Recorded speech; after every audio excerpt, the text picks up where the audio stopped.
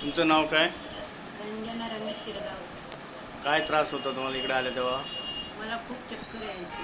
हां. चक्कर म्हणजे खूपच चक्कर यायची. बॅलन्स दिसत नव्हतं असं समोर काय. बॅलन्स पण जायचा? बॅलन्स जायचा. हां. पडली 2-3 वेळा घरात. बरं. पण आता इथे ट्रीटमेंट घेतली 15 दिवस. हां. खूप बरं पडलं म्हणजे खूपच बरं वाटलं. आता चक्कर वगैरे चक्कर येते का? वगैरे काही येत काय? नाही. हां. एकदम चांगलं. मानेत दुखायचं ते? मानेचं वगैरे सगळं मान बिन दुखत होती. हां. असं खूप म्हणजे घाबरले. मला वाटलं काय होतंय काय. पण बरं वाटलं इथे आल्यावर. आता किती टक्के बरं वाटतंय? आज तर म्हणायला हरकत नाही 99%. हां. बाकी काय दुखत नाही ना आता? नाही, बाकी काय नाही. आणि एकदम वाटत पण नाही की मला अशी तब्येत बिघडली होती म्हणून. एवढं बरं वाटतं. तुमचं नाव काय? रंजना रमेश शिरगाव.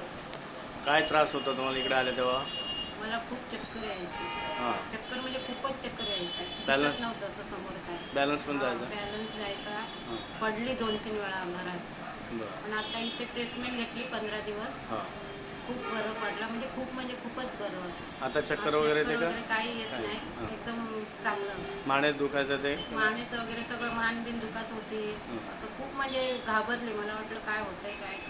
पण बरं वाटलं इथे आल्यावर. आता किती टक्के बरं वाटतंय? आज तर म्हणायला हरकत नाही 99%. हां.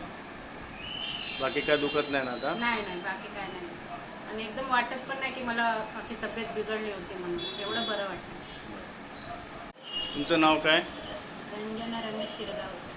काय त्रास होता तुम्हाला इकडे आले तेव्हा? मला खूप चक्कर यायची.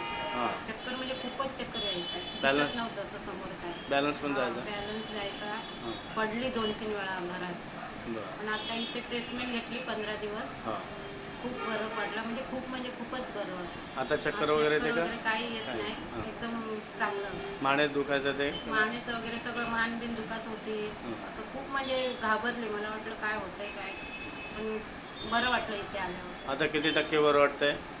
आज तर म्हणायला हरकत नाही 99%. हां.